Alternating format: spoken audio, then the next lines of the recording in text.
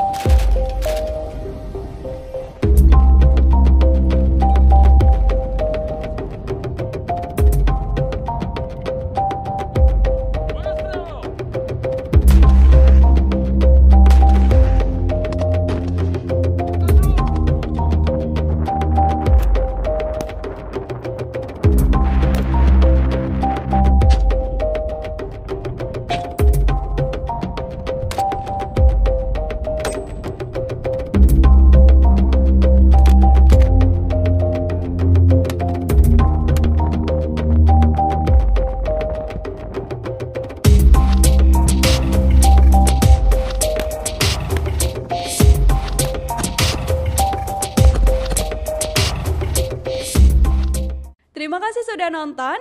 Jangan lupa like, subscribe, dan share ya.